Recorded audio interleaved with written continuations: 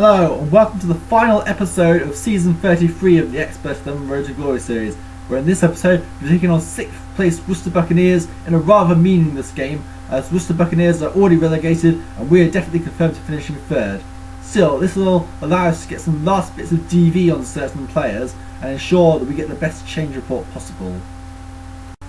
Worcester Bucaneers have a massive squad of around 22 to 23 players, one of the highest amounts possible at the moment. However, none of them are particularly outstanding, with the exception of perhaps striker Xpert Pereira, their free kick taker, who was brought in after we played in the first season. Although they have done rather well to be 6th in the table considering their squad, it's probably due to the fact that they rotate quite a lot, so who knows what team they'll play against us. All players are fitted accounted for against Worcester Bucaneers for us, except for the fact that we have sacked Edmund Hansman due to the fact that any injuries and suspensions from this game wouldn't require his services, and he wasn't being played anyway, so we've dispensed of him, so Edmund Hansman is now gone. Marcus Agenfjord is still there because we're trying to make sure he gets the X11 most appearances, so the MVP award. So this will be his final match for the club, and will probably be the first player to actually retire properly since Gavril Gorga and Hallam Tilby. Worcester Bucaneers line up in a 3-5-2 formation this time with Antius Venturoso in goal, a back three of Augusto Elba, Alvin Clegg and Mark Thompson. A midfield of Horner Beckett, Arkitz Artola, Neil Mawson, Gracio Armindo and Chris Sefton, who's a striker but playing in midfield due to his all-round capabilities. A front two of Callum Rickers and Xpert Pereira. Knights' primary focus is development, and the only focus we have left really for this season, so with that in mind we picked players who really need the DV, so we've gone with Geo Dihor in goal, a back four of Nathan Thompson, Ibrahim Qamara, Aquilus Santa Maria and Marcus Agenfjord. Midfield of Sergei Kiviatkowski, Pierre Hestlink, Alvito Roma, Glenn Carlton and Raymond Hargreaves, and a front row man of Endira Zubeldia. Let's go live to the Bucaneers arena for the match. Captains for this match are Xpert Pereira for Worcester Bucaneers and Geo Dihor for Knights of Cydonia. The referee for this match is law and order. Worcester Bucaneers are in the blue and yellow strip on the left, while Knights are playing from right to left in the red and yellow strip, so it's a clash of yellows but with blue and red with each other. Anyway, there's some important games in this division, as in the final round of the season. As you can see, that Republic of Mancunia are home to Gorgie Thistle. If Gorgie Thistle win, they are promoted. If not, that opens the door for Spud United to get promoted instead, and they are facing away to Jimbofogo. As we get the match underway, there's been goal in the CDF Jimbo for Spud United game, and Spud United have taken the lead. And we've got a card in this game for Worcester Bucaneers, as Arkitz Artola is a yellow card of a handball. Worcester Bucaneers have actually dominated the possession so far, which is surprising, but we are getting our feet on the ball now. Got Endira Zubeldia lob attempts, centimetres over the crossbar. Well, so not much action has happened so far, only one goal in all the games, and that's for Spud United, who Endira Zubeldia lobs ahead and is saved by Venturoso. But as things stand, Spud United are still in 2nd place. They need Republic of Mancunia to win. Alvito Roma has been yellow carded for simulation. So 29 minutes played, and we're a free kick and dangerous position as Real Madrid take the lead against Deportivo Celso. The straight goal by Glenn Carlton, as just wide. Glenn Carlton nearly missed there. And Spud United have gone top of the division as Republic of Mancunia have scored against Gorgie Thistle, as we have a free kick tapped to Alvito Roma, and it's saved by Antius Venturoso. Well, this is a dramatic development as Spud United are 2-0 up against Jimbofogo at the moment, so we go into half time. And Deportivo Celso equalises against Real Madrid, so as things stand, Spud United are going to go up on goal difference. As we approach half time, Knights have dominated in chances and possession, but we've failed to find the back of the net so far. As things stand in the league, Spud United will win the league and go up, while Gorgie Thistle will have to take the playoffs. We're in the second half, and Worcester Bucaneers have an early chance on the breakaway. It's Xpert Pereira who tries to round Geo Dihor, as taken care by Dihor quite easily. So, first minute in, Worcester Bucaneers have had a chance. Davioso and Callum Rickers, so they're taking him off. The backside from the box from Alvito Roma, and he scores! Alvito Roma from outside the box scores for Knights of Cydonia with Sergei Kiviatkowski setting him up. So 1-0 to the Knights. We have another chance here. We're excited by Endira Zubeldia, and it's saved by Antius Venturoso. Zubeldia playing for DV instead of Mota, even though Mota is in contention for top score. We've got a free kick in a dangerous position here. It's lifted up by Sergei Kiviatkowski, strikes in the half volley and wide by a clear margin. So as things stand, Spud United will get promoted and Gorgie Thistle are in second place. Collection that shock defeat. Well, Alvito Roma's got a chance here. He's trying to make the wall rise and keep it, and he scores! Alvito Roma gets his second goal of the game. He's had a great game today. Alvito Roma from Pierre Heslink's pass. So 2-0 to the Knights. That is currently 2-0 Knights to Cydonia. We've got a substitution now. Dorian Jagger is on for Worcester Bucaneers. But we've got another chance. So diving header by Marcus Angenfjord. And he scores! Marcus Angenfjord in his final game for the club. He's been such a good player for us this season. The talismanic defender, and he has given a farewell message and he has scored. So Dion ruled on for Worcester Bucaneers. They're tuning up the pack a bit. We've got another chance. And this is shown goal by Pierre Hesslink. Saved by Venturoso. So it's currently 3-0 to Leicester today. It took a long while to get going, but when we did, we managed to get several goals in quick possession. Alvito Roma with 2, but Daniel Hall better by Horder Beckett. As tapped over the crossbar, and Gorgie Thistle are still 1-0 down to Republic of Mancunia. They could fail to go up at this rate if they don't find the goal. And we've got a free kick in just the 92nd minute here. As a tap by Sergei Kiriakowski, we'll make it 4-0. And it's brushed outside the post.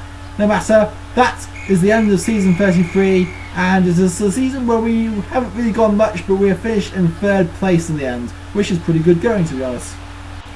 We've also revealed that Spud United stole automatic promotion at the last moment on goal difference to Gorgie Thistle, which is so cruel on Gorgie, who've been in top nearly all season and then having to go through the playoffs at the last moment. And meanwhile, Worcester Bucaneers, Republic of Mancunia and DF Celso Mota will be relegated. Shalish Pereira is the man of the match for Worcester Bucaneers, and Sergei Kiriakowski was our man of the match. That is the end of the season. There is obvious room for improvement, like the fact, for example, that we failed to get a top 2 finish and didn't necessarily perform well against the top 2 sides. But there is hope for our DVs, as you'll see later on this season, for a good change report. And next season, I'm happy to announce that we are going to be starting our climb up the divisions, hopefully. If we take the first step in the next season, we should be in a good position to challenge for promotion from nearly every season after that. If things go well, of course. They might not do, but you never know what will happen.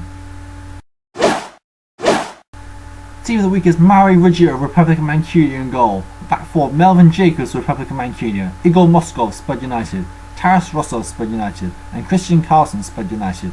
Midfielder Bogdan Buznikin, Spud United, Alexander Patiev, Spud United, Sergei Kivyakovsky, Knights of Cydonia, and Karl Gunnar Torna, Spud United. The front two of Ash Hosman, Spud United, and Nati Golovnia, Spud United. Now let's take a look at our final DV total after we got another Manager of the Round award. I'm delighted to say many players have improved their DV in the final game of the season thanks to our team play for DV, which means that Alvito Roma, Raymond Hargreaves, Pierre Hesslink and Endira Zubeldia all hit 17 DV, as well as Nathan Thompson. Unfortunately, Aquila Santa Maria and Ibrahim Qamara are still on 16 DV each, but that's still a very good DV total, and we should be set for a very good change report. Ant Conley hits 17 DV again, and he's probably due a double jump anytime soon. So let's see the final standings and see how this division finished up. So the final standings of Division 644 of the Ultimate League Season 33 are: Spud United have won the division on 34 points, but only on goal difference, after they managed to sneak ahead of Gorgie Thistle on the final day of the season. Gorgie Thistle had to go through the playoffs as a result of coming second. Thankfully though, they managed to beat their playoff opponent, an old opponent of ours in Harlow Heroes, to go up into Division 5 next season. We have finished third on 29 points, with 29 goals scored, 11 conceded, 9 matches won, 2 drawn and 3 defeats. Real El Madrid ended up finishing in 4th place ahead of CDF Jimbo Fogo, thanks to their win over Deportivo Celso, combined with Jimbo Fogo's defeat to Spud United, which means they finish on 20 points with 6 wins, 2 draws and 6 defeats. CDF Jimbo Fogo finished the season in 5th place with 5 wins, 2 draws but 7 defeats to leave them on 17 points.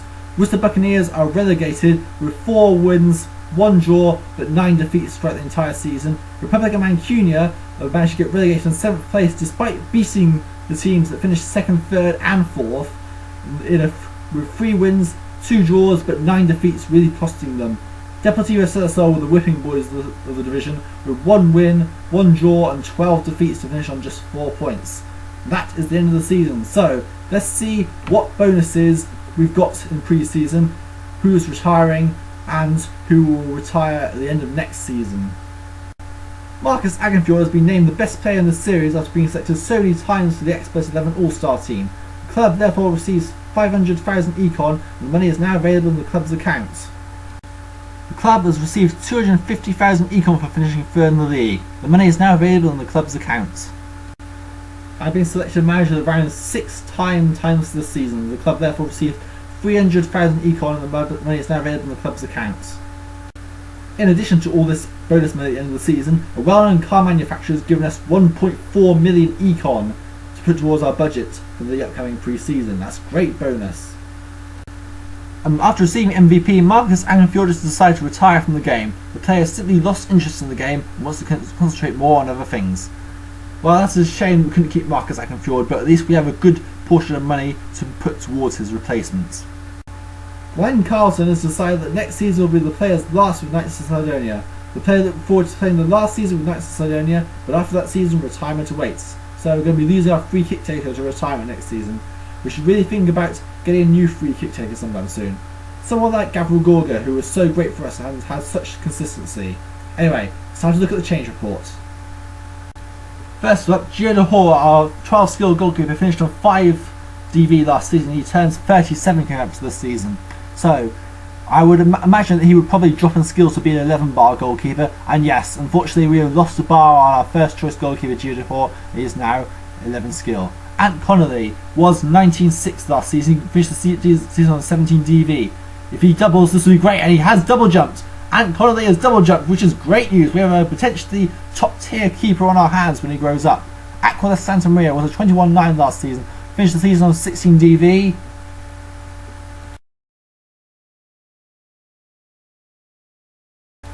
A 22.10 next season, so he's looking pretty solid now in the 10 bar region and set to grow even further. Pim van der Kruis was 21.10 last season, but he finished the season on 18 DV. It would be a major surprise if he didn't go up.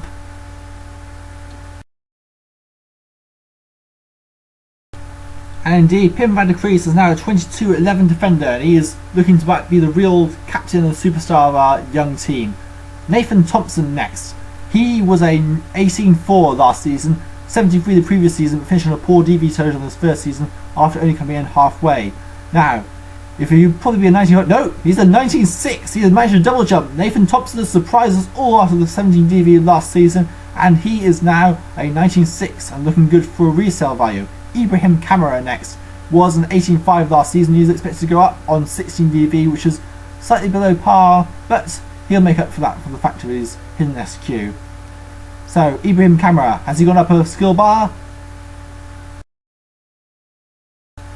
The answer is yes. He hasn't double jumped, which was a bit disappointing, but he should be in a good position to try and double jump next season. Glenn Carlton was 37.10 last season, our free kick taker, but unfortunately age is starting to catch up with him and his effectiveness will be reduced by the minute. His DV wasn't particularly great last season, so I have a feeling he could drop 2 bars like Envenesen did before him, and that would be a very poor return. So how has Glenn Carlton done? He has dropped to a 38.9 and he's retired at the end of the season, so we may need to think about replacing him anyway. Sergei Kiviakovsky was our constantly best player for many seasons. He was a 35.11 last season, but unfortunately age seems to be catching up with him in his DV totals and they haven't been particularly great recently. So it's a wonder that he hasn't decided to retire, which is what's normally happening on occasions. So Sergei Kiviakovsky, he was a 35.11 last season. This upcoming season,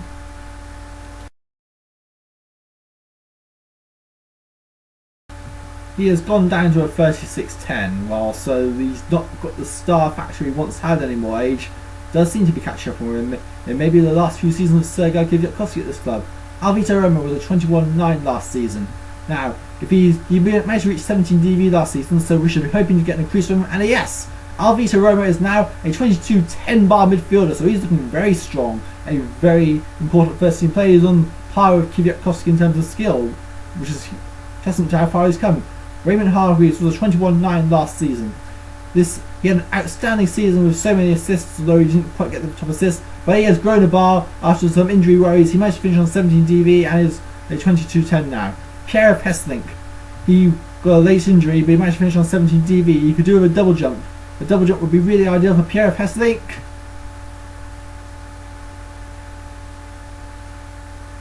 And he hasn't got it. but still he's a 27 and he should be close to a double jumping next season. Ray Tataw Eta, meanwhile, he didn't feature much, and that's because he reached his DV target of 17 so quickly. He was an 18.5 last season, and this season he could potentially double jump, could he? If he gets enough DV he could, but no, he's a 19.6. But still, this team's coming on quite well, the midfield sorted. Now it's just the strikers to go. Celso Mota was a 21.9 last season and had a return to scoring form after a drought when he was in Division 5. Because he found Division 5 very tough going, but he loved playing in Division 6. Now, if he was to score at a high level, he needs some more skill bars. And he's got one. He's now a 22-10 striker, so we've got a lot of 22-10s in this division, this team now, and one 22-11. Endira Zubeldia, meanwhile, if he double jumps, we can sell him for profit, although considering Thompson was doubles, then we might be able to sell him for profit instead. Zubeldia was an 18.5 last season, and he is a 19.6 this season, so that means that we've had just the one double jump. It is still a very solid change report though, with 13 bar increases, 4 bar decreases for the oldies. All the youngsters went up, with total skill changes of 10. This is not as good a change report as we had the last season, but it's still a very solid change report and sets us up with a strong team plus some cash to strengthen it with. And with the money in hand from that car manufacturer building a car plant near to our place, I've used that exact same amount to buy our new Gavril Gorga. Pedro Miramontes is his name. A 34-year-old 13 bar free kick taker. He's the highest skilled player we've ever had at the club, and being a free kick taker, he should score plenty of goals and make the similar kind of impact Gavril Gorga once had for us. I wanted a Gorga type figure in the team. In a much cheaper transfer, we signed Sebastião Queimado, an experienced midfielder of 11 bars, to be effectively Kwiatkowski's man-marking replacement, as in someone who will be man-marked by managers who'd like to man-mark the highest skilled midfielder. And Sebastião Queimado, 11 skill, is now our highest skilled midfielder, taking over from Sergei Kwiatkowski for the role. It's the first time since season 28 that Sergei Kwiatkowski has not been our highest skilled midfielder. And finally, we welcome a new young starlet into the fold. This is the final member of our young back four, alongside Pim van der Kruis, Aquila Santa Maria and Ibrahim Qamara. Meet 17-year-old Devin Riley, an all-rounded defender which we've sort of lacked since we sold Rufus Ruddock. I wanted to have one of these in my team to match up with Raymond Hargreaves, and Devin Riley fits the bill, although it will be a long time before he's any good. With Nathan Thompson's departure imminent, a new young defender is needed and Devin Riley fits the bill. He will be rotated with Ibrahim Qamara in his first season, but eventually should go on to be a great player. And that's it for the league this season. That is the end of season 33 Xpert 11 Road to Glory series. We've been developing this team for 5 solid seasons now, and next season we aim to make that one the one when we get back into Division 5 and hopefully start a chain of promotions. We're going to try and win Division 6 next season. So come back for the Knights of Cydonia Road to Glory series on Xpert 11, where we will try and get promoted to Division 5. See you next season.